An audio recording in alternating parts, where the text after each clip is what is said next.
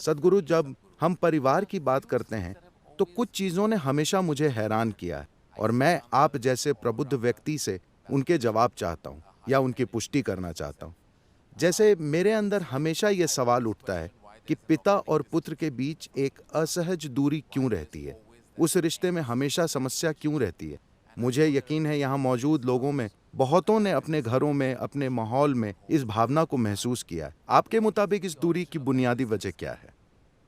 Because every generation makes the same mistake which means they're not learning at all. क्योंकि हर पीढ़ी वही गलती करती है, जिसका मतलब है कि वो बिल्कुल नहीं सीख रहे हैं। जब हम फैमिली कहते हैं, आपको पता है इटली में फैमिली का मतलब अपराध होता है। फैमिली। हाँ, माफिया को हमेशा फैमिली कहा जाता था।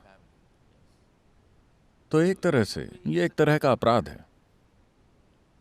परिवार किसी भी समाज के निर्माण की सबसे बुनियादी व्यवस्था है, पर इसका मतलब ये नहीं है कि आपको भी बुनियादी बने रहना चाहिए, क्योंकि ये एक शारीरिक पहचान है। शरीर एक असलियत है, हम इससे इनकार नहीं कर सकते। बेशक ये In some way, एक तरह से कम कुछ हद तक हमारे माता पिता ने इसे हमें दिया है। आज ये जैसा है, जैसा ये दिखता है, ये उनकी ही वजह से। उन्हें ये किसी और ने दिया, वो अलग बात है, लेकिन हमको ये उन्होंने दिया था। तो ये एक शारीरिक पहचान है। खुद को अपनी शारीरिक पहचान तक सीमित रखना एक पूरे जीवन काल के लिए ये एक अपराध है, क्योंकि ये बहुत सारी चीजें पैदा कर देता है। इस देश ने लंबे अरसे से कष्ट सहे हैं। अभी आपने महाभारत का वीडियो रिलीज किया है। पूरा महाभारत एक पारिवारिक समस्या है। ये धृतराष्ट्र सिंड्रोम है। हम अब भी कष्ट सह रहे हैं। मेरा बेटा ही सबसे अच्छा है, चाहे जो हो। आज भी हम वही चीज झेल रहे हैं। मेरा बेटा सबसे अच्छा है, चाहे जो हो, उसे ही राजा बनना चाहिए। कुछ बेटे अच्छे से नहीं संभाल पाए, कुछ ने संभाला है। परिवार एक बुनियादी पहचान है जिसके साथ हम पैदा हुए हैं। आपके बचपन के लिए ये एक शानदार चीज है, क्योंकि उस पारिवारिक सहयोग के बिना कई मायनों में आप वो नहीं होते जो आप आज हैं। ठीक है, तो मैं पूरा सम्मान और समुचित आदर देता हूं परिवार व्यवस्था को, for the family, because क्योंकि इंसानी बच्चा इस तरह पैदा होता है कि माँ की कोख से बाहर निकलते ही आप अपने पैरों पर खड़े होकर दूसरे जीवों की तरह चीजें नहीं कर सकते। लंबा समय लगता है एक बच्चे को पूरा आदमी और बच्ची को पूरी औरत बनने में। ये एक लंबा समय है जहां एक परिवार का पालन पोषण सबसे महत्वपूर्ण होता है, इसमें कोई शक नहीं है। लेकिन आपको उस पहचान से बाहर निकलना होता है।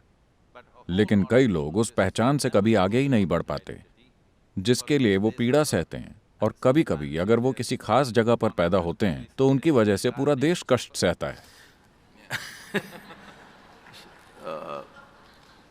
आपको उससे बाहर निकलना चाहिए। एक बच्चे के तौर पर यह बहुत जरूरी है कि आपकी पहचान परिवार के साथ जुड़ी हो, लेकिन वयस्क होने पर आपसे उम्मीद की जाती है कि आप अपनी शारीरिक पहचान से ऊपर उठें, क्योंकि शरीर सबसे बुनियादी पहचान है। आपको उससे ऊपर उठना होगा।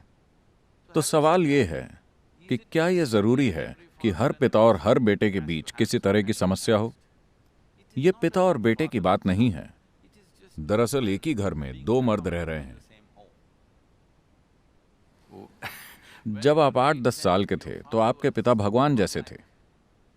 जब आप 15-16 के हुए तो यह समस्या शुरू हुई, क्योंकि आप भी मर्द बनना चाहते हैं और वहां जगह काफी नहीं है।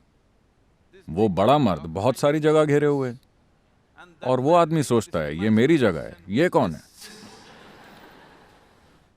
वो दोनों एक दूसरे को पिता और बेटे के तौर पर पहचान भी नहीं सकते, क्योंकि अब वहां कोई पिता और बेटा नहीं है।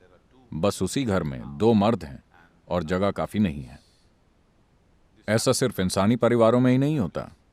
हर जीव, चाहे वो हाथी हो या भैंसा या जो भी हो, हर जीव के जीवन में ऐसा होता है कि कुछ ना कुछ टकराव होगा, और या तो छोटा जानवर झुंड से बाहर चला जाता है या बड़ा वाला बाहर चला जाता है।